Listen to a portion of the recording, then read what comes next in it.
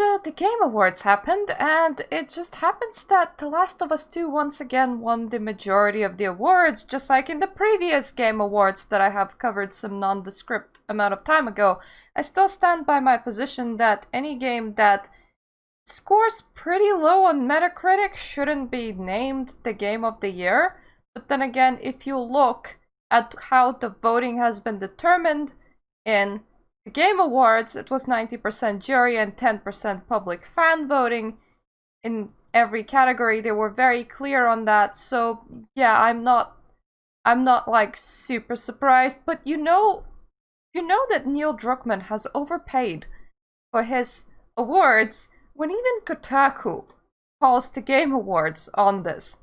Last night, The Last of Us Part 2 walked away from Game Awards with 7 trophies, including those for Best Game of the Year, Best Narrative, Best Audio Design, Best Performance, Innovation and Accessibility, and Best Action Adventure.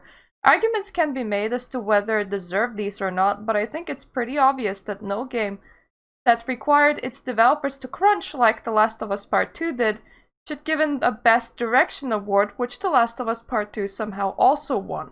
According to the Game Awards website, the Best Direction Award is given for outstanding creative vision and innovation in game direction and design.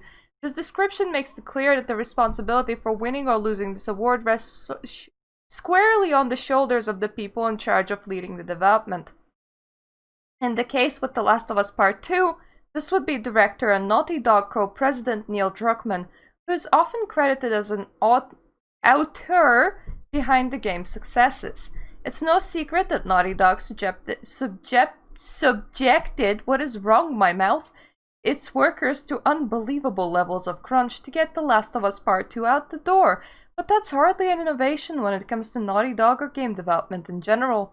Over the years, the studio has seen constant employee turnover as developers crunch on games like The Last of Us and Uncharted burn out and throw in the towel.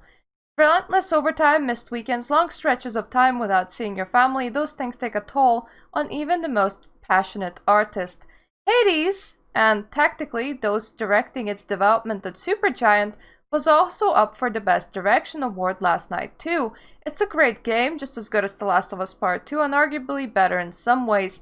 Why it didn't win Game of the Year is a subjective discussion I'm not interested in right now. But Hades deserved to win for Best Direction, at least more so than The Last of Us Part 2 did, thanks to the studio's meaningful avoidance of crunch culture across its various projects. You mentioned sustainability, Hades writer and designer Greg Kasavin told Kotaku last year. That's a word we use a lot, and it's something that we really highly prioritize as a team. We've been working together for 10 years. The percentage of folks on the team that have gotten married and had kids or something is quite a bit higher than when it was just Supergiant studio director Amir Arao and co-founder Gavin Simon in the living room of a house in a kind of startup company lifestyle. It's like if we're gonna be around for a long haul, we can't operate the same way we did when we were just getting started. Supergiant offers its employees unlimited time off, requiring every worker to take at least 20 days for themselves every year. Emails stop being sent out after 5 p.m. on Friday. They say everyone keeps an eye on everyone else to make sure no one is getting burnt out. I would contest a lot of the things that The Last of Us 2 won. So let's start here. Game of the Year. It's being scored on user reviews far too low to be considered for Game of the Year in my opinion. Best Narrative. Was it? What was else in that category? Because please tell me that there was a better narrative game than The Last of Us 2. Best Audio should have definitely gone to Doom. Best Performance? Can keep it if they want. Innovation and Accessibility? Definitely.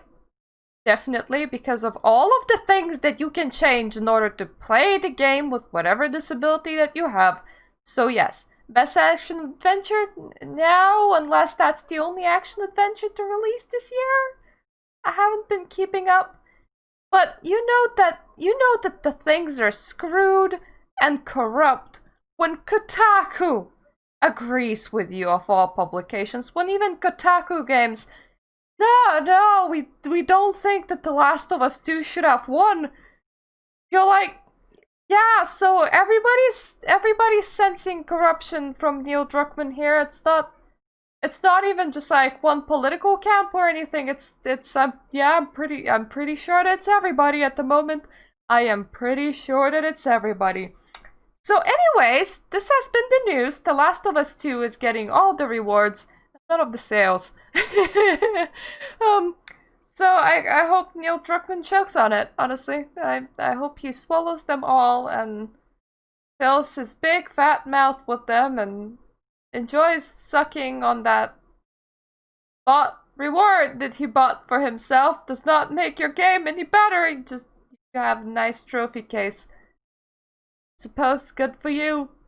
Good for you, man. Good for you.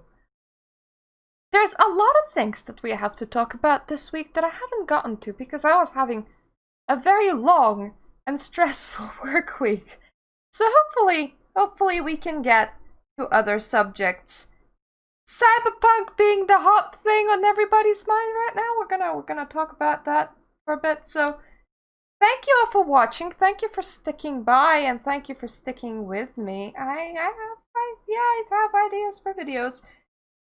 I hope you don't mind when sometimes I don't upload because yeah, this week just hit me like a truck. But if you're still here and you like my videos, then please subscribe. I try to make them every day.